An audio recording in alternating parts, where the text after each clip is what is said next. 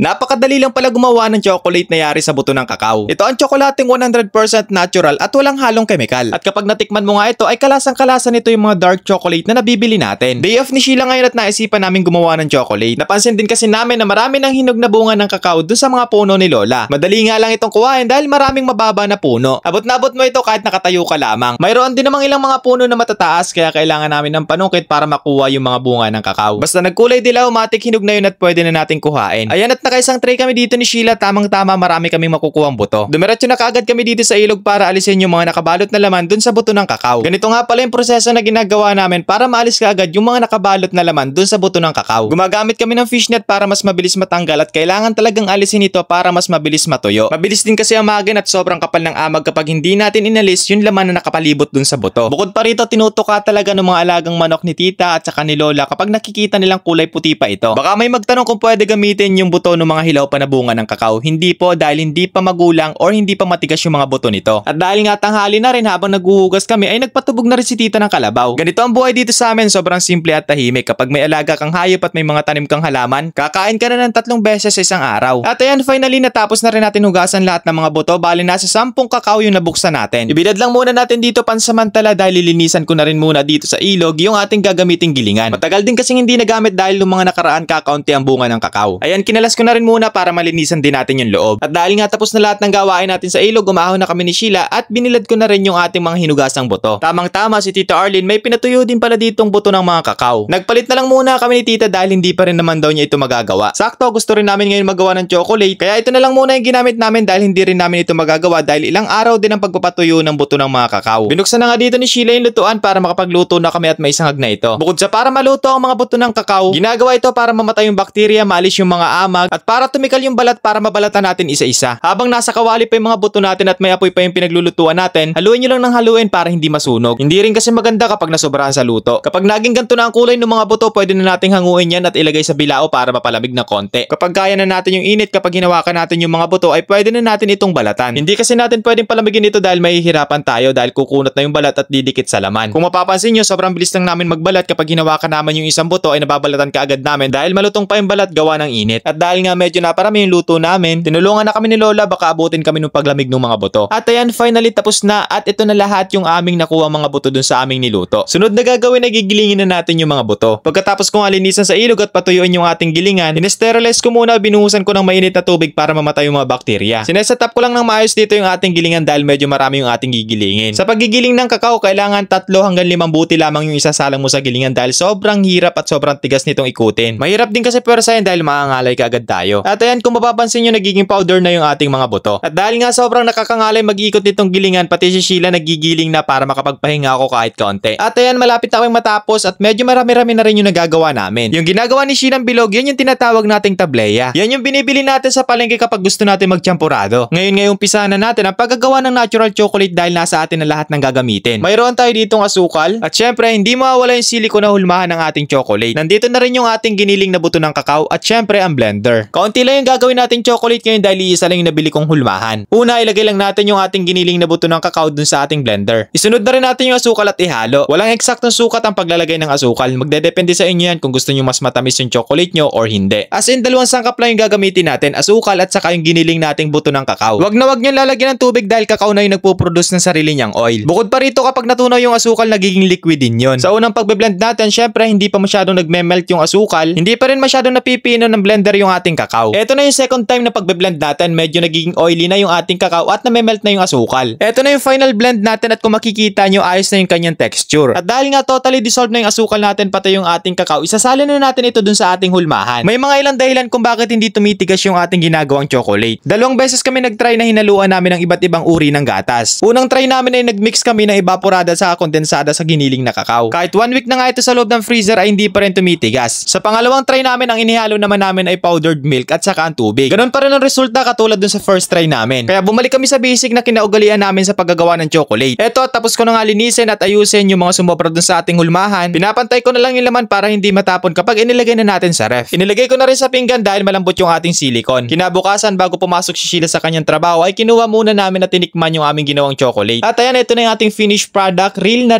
chocolate talaga siya at sobrang tigas talaga niya. At kung tatanungin nyo naman kami about sa lasa, hindi nagkakalayo dun sa mga natikman naming dark chocolate. chocolate. Hindi rin sobrang pait, tamang-tama lang kahit purong kakao yung ginamit natin. Naghahalo lang yung sweetness ng asukal at saka yung aroma ng kakao. At dahil nga na-curious kami kung gaano katigas yung ginawa naming chocolate, nag-try kami na i-slice gamit ang bread knife at kahit dalawang kamay na yung gamit ni Sheila hindi pa rin nahati. At syempre bago matapos yung video na to, hindi pwedeng hindi natin titikman yan dahil first time ko lang makatikim ng ganitong chocolate, yung homemade 100% na chocolate at walang halong chemical.